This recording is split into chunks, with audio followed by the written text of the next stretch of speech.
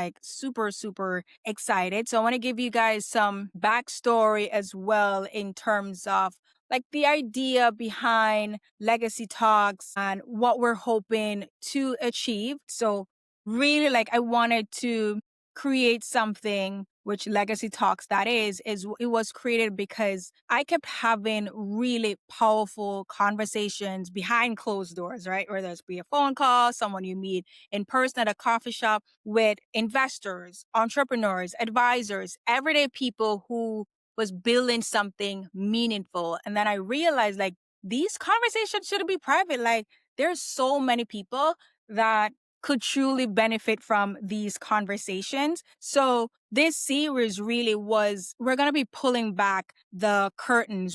We're not just talking about money or the people, we're talking about the people behind it. And the good thing, a lot of you guys know me mainly for real estate. So a lot of our guests, they're not affiliated with real estate. So we're going to be getting a different perspective, but we're also going to show how each guest, their vision, what they've done, and what their goal is tied into, even if you're in the real estate space. So we're going to be sharing stories, lessons, mistakes, and the legacy everyone is trying to build, because we tend to throw around the word legacy all the time. We throw around the word wealth all the time. So each week we'll be sitting down with entrepreneurs, professionals, and investors from all walks of life to honestly talk about wealth, to talk about leadership, faith, business, and the long game that we all talk about. And the name of the show, Legacy.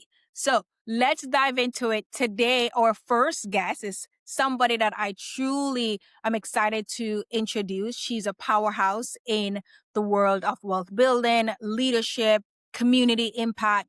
She's an investment advisor and enterprise consultant with Freedom Financial Consulting. And this is where she focuses on helping families build financial security by investing in people, not just their money, right? So she has a very different perspective, which I'm super excited for her to share. Her expertise spans wealth preservation, multi-generational planning, retirement strategies, asset management, and leadership. And she brings so much wisdom and authenticity into every room she steps in. Okay. So guys, please help me to welcome the incredible Natalie Freeman to the first show. I was back there doing my dance, girl, because you were singing all my buzzwords, wealth management, legacy, Listen, all let's the things. go. Listen, I'm super excited to have you on here just sharing. I met Natalie through the Tampa Bay Chamber of Commerce and we connected there. We also connected through the MBA program, which we are also a part of. So that is very interesting. She is a wealth of knowledge, right? But I'm going to just stop talking and, like I'm going to just let her dive in. So Natalie, before we dive into your brilliance you bring to the world of the financial world, let's go back for a moment, because you've been in finance since the age of 17. You've grown into a respected investment advisor and you've added leadership, ministry, community work along the way. What first really sparked your passion for financial empowerment? Yeah, so let me first say before I answer the question, thank you so much for having me being the first guest on the podcast. I wish you much success as you already have in the real estate world and speaking and everything. So thank you so much for having me. I also must disclaim, because I do work for an investment advisory firm, that I am not here to give any specific advice, just here to educate, motivate, and Yes. create mindset shift, y'all. So if you're ready, now we can talk, okay? So Exactly. what got me all excited about financial empowerment? It was just honestly the environment that surrounded me. I did start when I was 17 years old. Yeah, yes, yeah, right out of high school.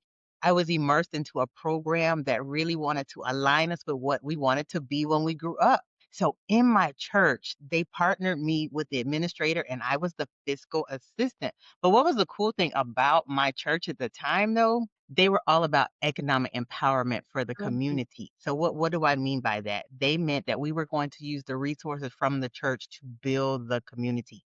So they took the offerings and the tithe from the church, they bought a city block. And from that block, they began to stacked businesses on it. So we had a one time we had a restaurant, we had a vision care center, we had a senior health facility, and that was just so amazing to me. I was like, "Oh my goodness, people hear so many bad things about the church. Oh, the pastor's using the money. He's going to run away with the money. He's got a jet." All these things. But I saw a different paradigm. I saw a different narrative. They were Mhm. using the money to create wealth that would go back into the church that would help the people. And so to me, that was just amazing. And it really sparked something in Your me. interest. Oh, that is like, I feel like that usually help us figure out our why, and maybe that light bulb moment to be like, you know what, this is really something that I want to do.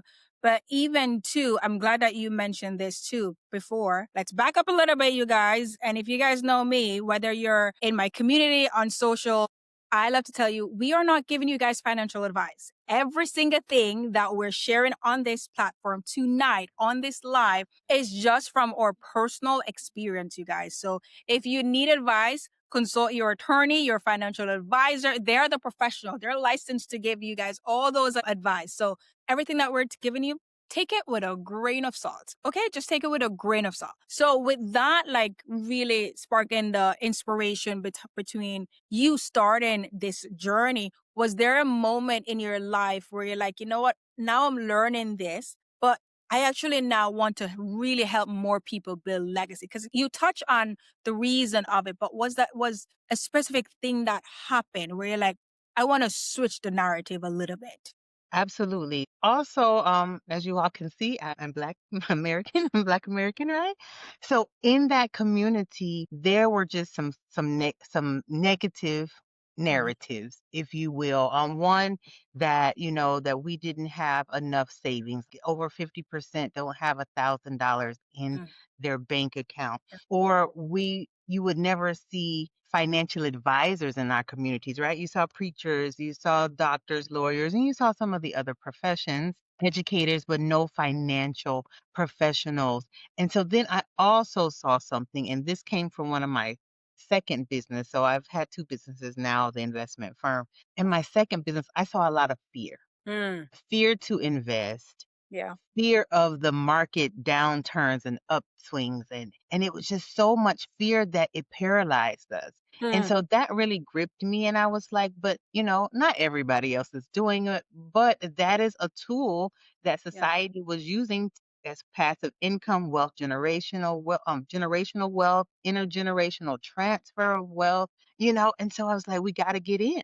So again, it was just kind of from a pain point in my heart as I saw my community just, falling behind. And so I wanted to get in the game and I wanted them to get in the game. But you said something which is very crucial. It's fear. It's also lack of information.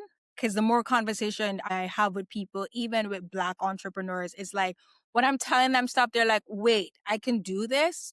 I didn't know I could do this." And then because maybe I'm in the space already and I have the information, I'm like, I thought everyone knows these things. Yeah. But as you said, like a lot of people truly, they don't have access to the information. They don't know where to even start, but they're also scared, which brings me to my next question is that a lot of people really feel intimidated by investment advisors, right? Or think advisors are only for wealthy people, but you approach it differently because your focus is mainly how can I invest in you first to help you to get to that goal. You mentioned fear, but what other big misconception people have about building wealth or even just working with a financial advisor? I got two. You ready? I'm going to give you the top two.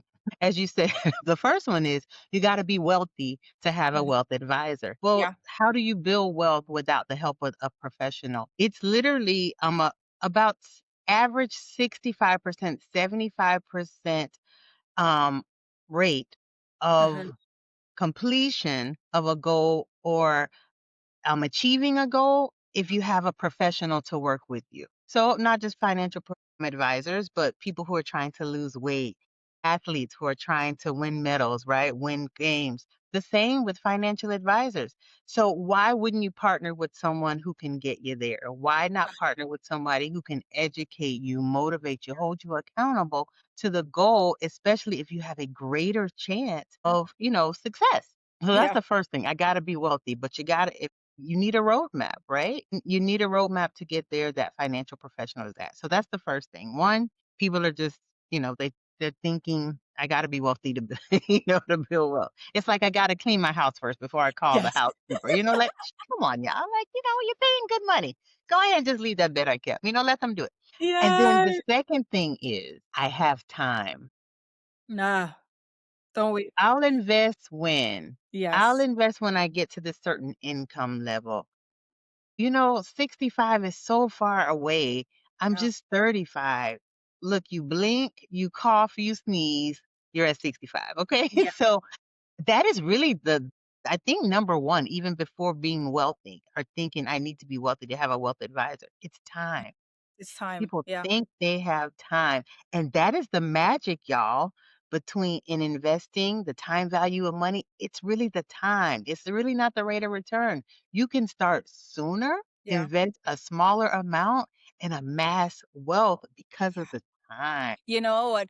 And that's me, honestly. Where I just think that I need to have a certain wealth to engage with an investment advisor. Like I need to have a certain amount of money saved up, a certain amount of assets. But as you said, that's a perfect example. If you want to lose weight, you get a personal trainer. When you want to elevate, like you get a coach. Why not get an investment advisor? That's a good perspective, which can you clarify as well? Because we just had this conversation. What is the difference between a financial advisor and an investment advisor? Oh, good. That's a great question. So they both advise, right? Make recommendations to help someone reach a goal. So financial advisors can give financial advice or Mhm. help people synergize or provide some synergies between what they have and where they're trying to go. And so they can give it the advice that regards your finances in some degree. While an Yeah. investment advisor is usually licensed not only to give the recommendation, which does require a license, but also is licensed to help you broker stocks or invest in products that can help you reach the goal. So I am, in fact, licensed to give advice, Mhm. but I'm also licensed to broker stock to help you get a life insurance plan, to help you invest in mutual funds or different vehicles that'll help you reach the goal. Okay. Thanks for clarifying that because I know a lot of people would think about like use them interchangeably, think it's the same. That's the first thing. Secondly, we'll also think that I can do stocks myself. I can do whole life insurance policy myself. I can do all of these things myself. The reality is, yes, you can, but with an advisor, it's more of a strategy. And because it's a long term planning, they'll help to keep you on track, which is needed. Just as if you are an entrepreneur as well, you have a bookkeeper, an accountant, you have a team to guide you along the way. So, and I Mm. think this is something that is needed, especially if we all want to build a legacy. Like we hear Yes. all these powerful stories. It's you got to put these things in place. So let me jump in there just like because that is the biggest thing I get. Oh, I can do it myself. Yeah. And you can go buy your own house. You can go invest in real estate. You can even do your own root canal if you want to, but Yeah. should you? Are you aware of the pros and cons of each decision that you're going to make? I Yeah. love when people say, "Oh, I'm investing well and my return is XYZ." I said, Hmm. "Do you feel comfortable enough to advise yourself when the market is down, when Ooh. your account is down 20%, y'all, which is a Yeah. bear market?" Are you comfortable with your decision making during times of crisis when you're emotionally tied to the Yeah. investment? And that's what I ask people. Hey, if you can go with it. But the wealthy, the savvy have a dream team, y'all. And that's what makes the difference between, the investors and the champions. Because there's Yeah. only 24 hours in a day. And I rather spend my time doing the things that I am passionate about and good at and Yeah. leave the other things to the other people who are passionate about it. And you're so right about that because with the space that I'm in, and I'm always raising capital from investors, and some of my investors as well, I can present them an opportunity. And it's always, let me go talk to my financial advisor. Let me go talk to my investment advisor first. And then when you try to get to persons who are cutting even bigger checks, they do have that person that is guiding their investment strategies, because at the end of the day, what I've realized, they want to stick to a plan. They have a plan to get to that legacy. Absolutely. But here's Does my it tie into your plan? You could it be ties in. off road. Listen, but You could be you know, off road when it comes to the strategy. Be like, oh my goodness, it sounds good, but is it tied to your mission? Is it tied to your purpose? yes. You But know? even with that too, like I would think that, okay, I need to be wealthy. Like what I've seen is most persons who have an investment advisor, again, they have a certain amount of assets. They have a certain level of net worth, right? So they have that person. But for the person who they either feel embarrassed or they feel like they're behind financially, or I'm making less than six figures, right? Where do you recommend that they start from? Like if someone like that walk into your office or reach out to you on social media and be like, okay, I'm not there yet. How do I start? Great question. Great question. So let me answer your question with a question. Okay. First, if I have less, am I more likely to do better with a professional and decrease my risk of loss versus someone who has more? And they can say, yeah, well, they got more to, if they have more to lose, quite potentially, but it Yeah. won't hurt as much. You get what I'm saying? I tell people, if you are making less than six figures, I think you would benefit more Mm-hmm. from someone who has 10x, 60x, 100x in disposable income, right? Because Yeah. their loss may not hurt as much as your loss. Mm-hmm. When I say loss, it's not just due to a decrease in value of your investments. You may lose opportunities. Advisor could put you onto opportunities that you may not be aware of. Yeah. A financial advisor, again, can marry your passion with their expertise. Mm-hmm. You know? And so where would someone get started less than six figures? And again, y'all, this is not advice. Nice. These are just thoughts that you to consider. Right? A lot of times I say start with the basics. Mm-hmm. And a lot of times that's yourself. You need to understand what you think about money. Yeah. What do you want to use it for? Mm-hmm. You really have to identify your fears first. And is that fear impeding you from reaching the goal? Because honestly, psychologically, that's where a lot of people need to start. Yeah. I see something on the news and like, oh my gosh, I cannot do that. Or oh my gosh, let me call my stockbroker. Sell, sell, sell. The world is coming to an end. And I'm like, dude, like you don't even have that position in your portfolio. What are we talking about? You get Yeah. what I'm saying? So you need that voice of reason sometimes with you. So honestly, it's not the financial I think people should start with. It's the mental capacity. But then there are tools you can use to start small. Because Mm-hmm. guess what? Compound interest works. 10% of 1,000 is not the same as 10% of a million. But guess Yeah. what?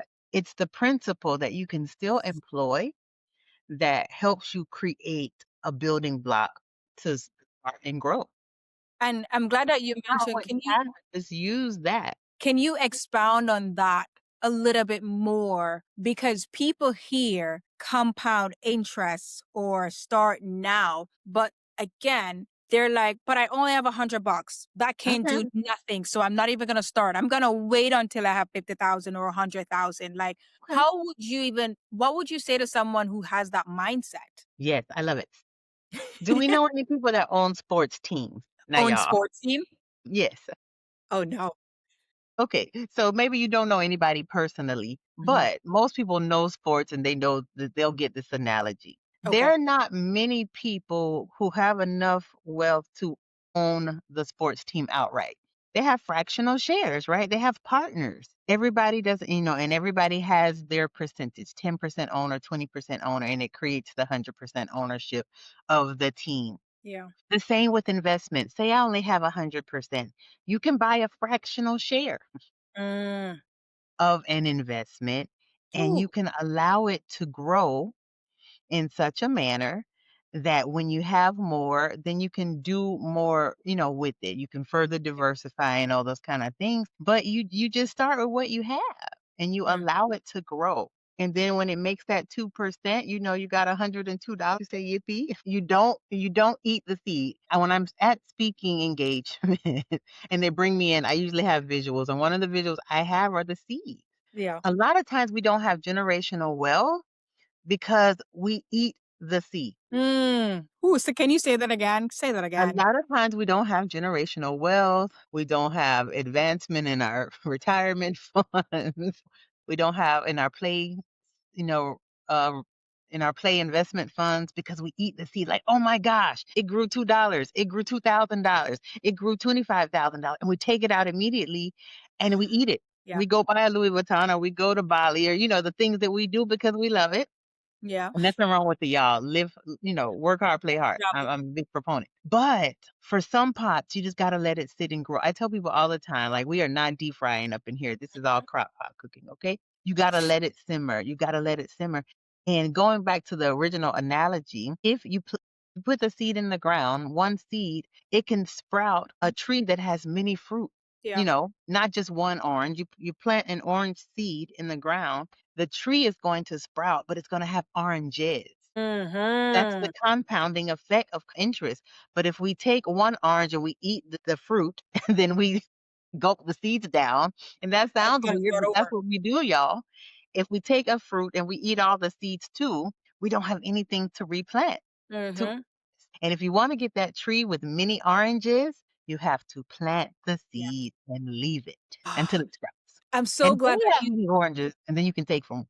Okay? that's like a perfect analogy because this is something I hear get thrown around so many times. Oh, I want to build generational wealth. But I've had so many conversations, and I'm going to just put that like with people that look like me, Black people, right? And they will talk about, I'm building generational wealth. Or I'm breaking that curse. Yes, we get the breaking the curse portion of it. But what you just said with building, like you have to plant that seed, but when you start seeing it grow, don't eat it Don't eat it. because you have to start over, right? And that's the thing. I think people miss that portion of it Yes. is the building part over time when you're building wealth for the next generation and your family is building. So which I want to ask you now, like how apart from not eating the oranges, Don't eat the oranges until you have more than one orange.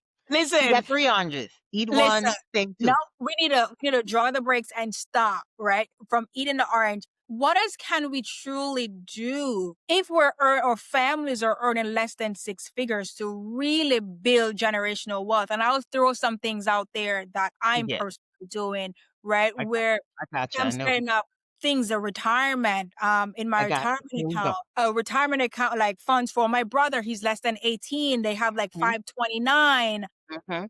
Yes, we do real estate and have assets, but there are other things that you can do. So what else can persons truly what like give me some things Okay. that really do? Most of us work. I don't care your wage, I don't care your net worth.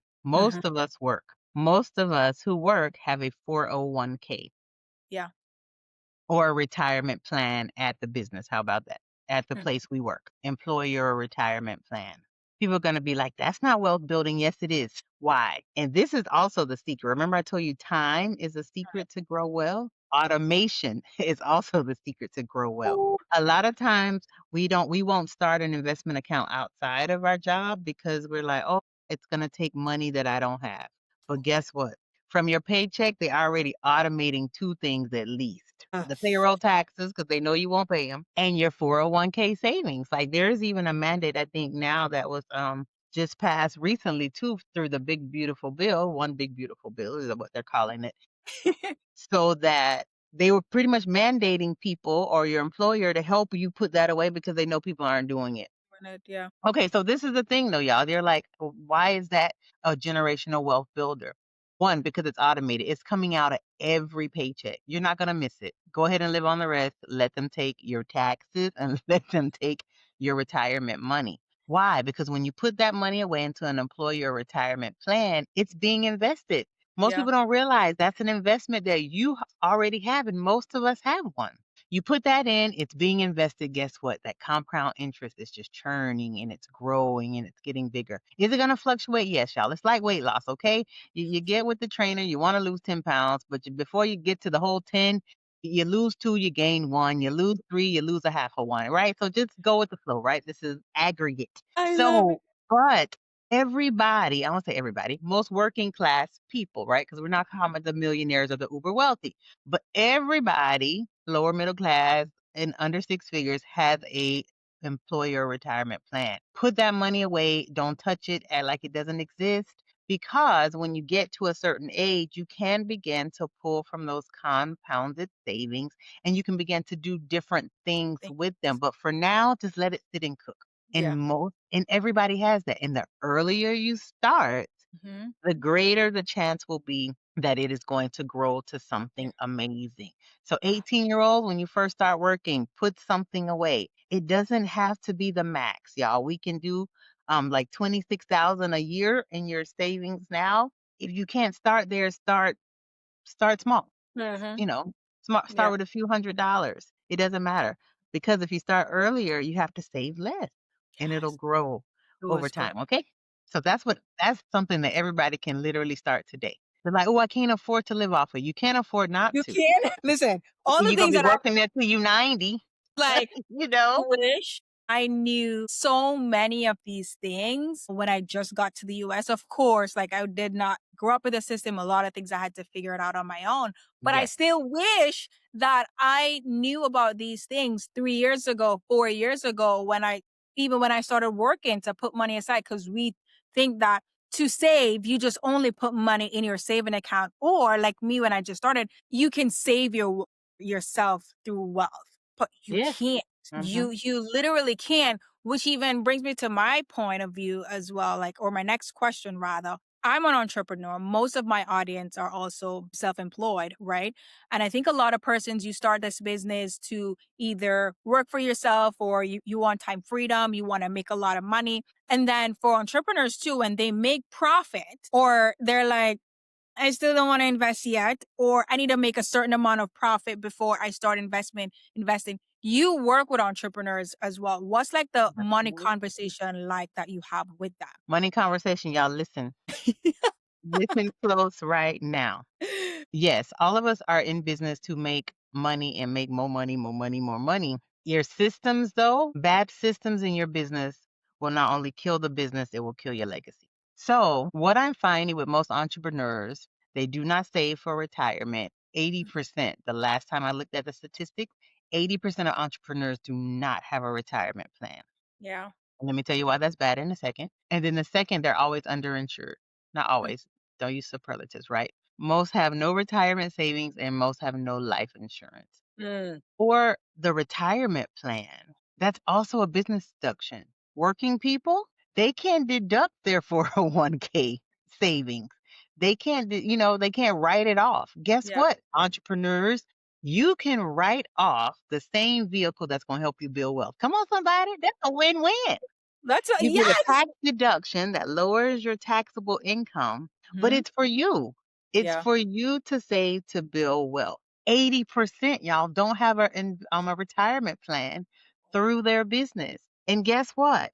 You can put as little as 3%, Amen. 2% into a retirement vehicle to get started. Mhm. Again, y'all, a little bit goes a long way. But for entrepreneurs, that's magnified because you have the deferral, which is what you're putting away, but then you also have a business deduction. So that's a win-win. Win-win. It's a Okay? whole So win-win. that is a problem for entrepreneurs. You have to do it too. We get away with it in, when we work 8 to 5 cuz they do it involuntarily. You have to think. You have to think Yeah. like a manager. You have to think, "Oh, it's my business." Well, is it? We're going to talk about that I think at Oh, no, is it? Is it really? You are yeah. actually creating risk in your business when you don't Yeah. set up systems to put money aside. You know that you just said that because we open our business and at the beginning, you're going to work to 24 hours, right? And that's understandable. Yes.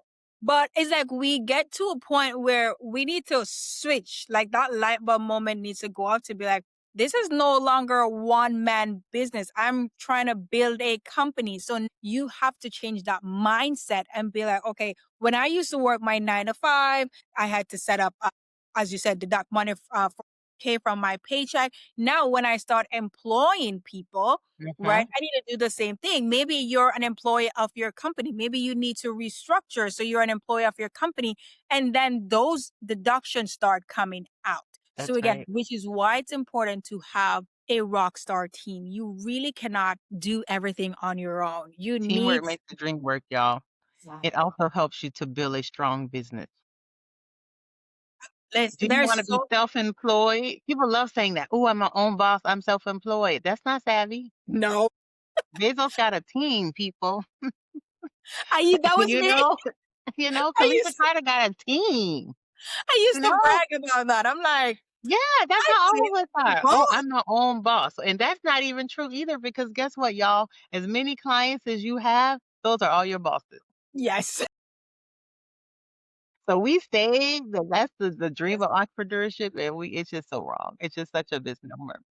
It's so crazy But because I y'all, think used to think about that it. too. Amazon, Yeah. teamwork. See, You scale when you have a so team. When you got those 4 C's in place, y'all, I hope you taking notes tonight because this mhm. good stuff for the free.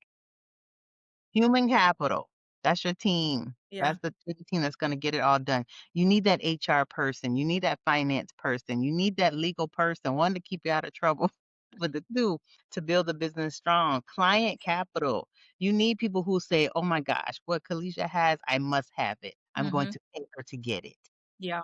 Listen. Client capital, structural capital, y'all. I don't care if you just started that business. You need a good human resources system. You need a good accounting system. Mhm. You need a good marketing system. You're like, I don't have money for all those. Start it at your level of budget and Yes. then allow it to expand as the company expands. But you need all of those.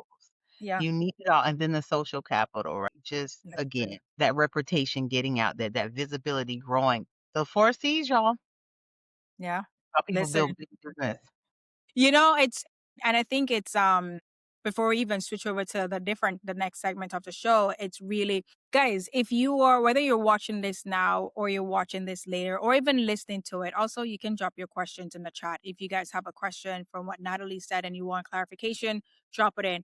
But I think one of the biggest thing for me was when I started my business, it was okay, it's me, me, me. And when persons talk about, as you just said, an HR, a legal person, a finance, and a marketing, accounting, Not illegal, I illegal. heard all of that. And to be honest, I got very overwhelmed. I just thought that I had to have a lot of capital to hire all those persons full time. I thought that was the case. Did I lose? Natalie, are you still here? I think I lost you. No, I'm here. Oh, I lost her for a little bit. I'm Oh, she's here. here. Perfect. Okay. So, Never went away. Natalie, I'm here. are you here? Did I lose you? I don't want to lose her. No, I am here. If you guys are seeing her, or maybe it's on my end, let me know. If you are seeing her, if you're not seeing her, let me know in the chat. Let's see. Let's see. Okay, I'll continue until she comes back up. But I think one of the thing was that I was saying was when I started, really, it was very overwhelming, right? And I thought that I had to have a lot of capital to hire these persons to pay for them. And I was like, I can't do that right now.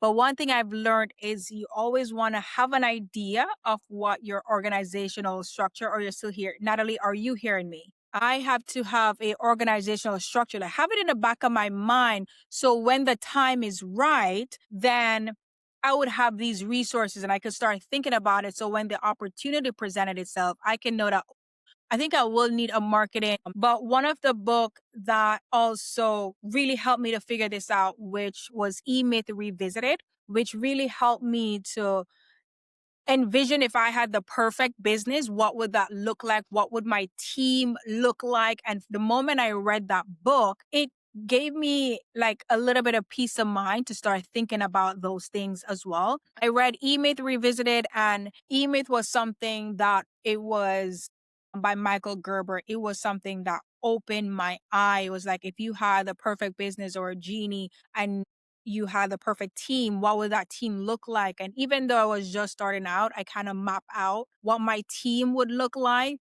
And I was like, okay, now I started getting that little confidence in myself and what I'm trying to build and believing in my business. And I was like, this definitely makes a lot of sense as well. And this is something that I feel comfortable to do and to build as well. So I know Brianna have a okay, She there can she is. answer that. Perfect. Okay, there she is. Okay. Okay. Awesome. Awesome. That is Let's so do wild because I could hear you the whole time. do you Do you wanna want to do do? I'm I'm hearing an here to echo. echo. Oh, yeah. Hold on. Let me do that. Let's Let's do do if if you you, because because I I can do can it do it on on your your end. end. Let me Let me talk talk again. again. Oop, it's the Is the same. same? Oopsie. Oopsie. It won't let me do the echo cancellation this time. Same technology. Work Work around around it. it. Oh, because we're recording now. It won't let us change while Yeah. Yeah. recording. So So Brianna's Brianna's question question was was what what to to do do about a about a 401k 401k account from account an from an employer employer 5 years 5 years ago. ago. She She said, I said, I became a became a mom mom after. after. Should I Should I leave it? leave it? So good question, y'all, because again, we're talking about that's a great tool that most people have to build wealth. Four things you can do within what we call an old 401k or old employer retirement plan. That's the general term. You can leave it there. It's going to sit there. It's going to continue to grow with whatever investments you left in that pot when you left. For the most part, it's not being monitored. You're usually not getting any advice on it. They're definitely not going to contribute any more money to it. And for the most times, you're not contributing any money to it either. But you Hmm. can leave it there as long as the company will allow you. Sometimes they close them down and make you take it. Okay. You can leave it there. You can roll it over to a new employer. In this case, you're a stay-at-home mom. You did not return to the workforce. But if you went to a new job, you can usually roll it over to the new plan. You can also cash it out. You can just say, hey, I'm leaving. I'll take the money and run. If you are not 59 and a half, you will then be taxed on that money. And then you'll be taxed on it anyway. If you're not 59 and a half, you will pay an extra penalty because you're using retirement money before retirement time. Y'all keep that in Mhm. mind. When you use retirement money before retirement time, there's usually a penalty. And then the fourth is you can roll it over into an outside investment firm that is not tied to your employer. So you can have a financial advisor to help you manage that money. So those are the four things that you can usually do with that money. Great question. Brianna. Hopefully it's help. Drop it in the chat if it was. Okay. So I want to switch the segment a little bit. Oh, got echo it. Ooh. Is are you still hearing it too? Yeah, because we're Let us see. Okay, there you go. So I know what I'm gonna do. All right. So one of the things is that a lot of the listeners as well, like a lot of my listeners, they have financial advisors, or maybe they are also thinking of investing, right? But they do have their financial advisor or investment advisor. Let's use both words, right? Because everyone has different things. So we're gonna use both words, right? And a lot of persons look on real estate investment as a form of alternative investment, and some they're already doing it. But for those who are not, right? What, why are, and this is something that's very common too, right? Why is it so many financial advisors or even investment advisors are hesitant when it comes on to alternative investment for their clients? Because I see that's very common. so great question. And again, y'all, this is just for consideration. This is not all investment firms. This is not all investment advisors. It's not all financial advisors. Number one, you simply don't know. You know, historically, if you didn't have a security that was backed by real estate, you just did not know how they operated. You know, or some alternative, because there are, you know, lots of alternatives, considerations these days, not just real estate. Mhm. You just don't know. So they're not going to advise you on something that they don't know about, most likely, right?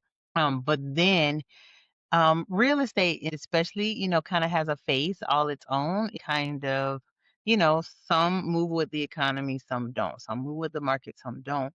And so, just because it just wasn't, no, you know, it just wasn't a part of the normal portfolio.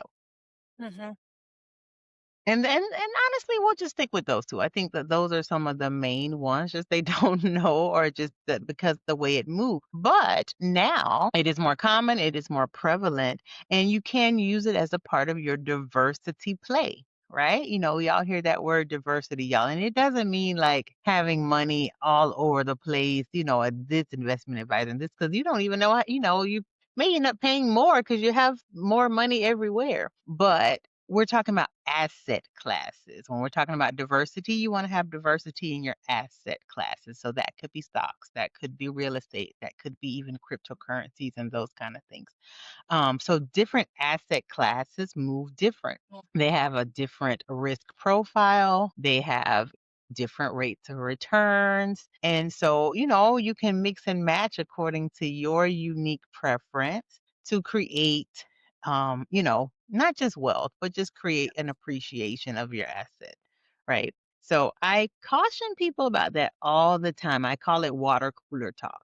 And I started that term when I used to do taxes because people be like, oh, I got a refund check. Like, and then, the people run to you like, oh, you got that for her?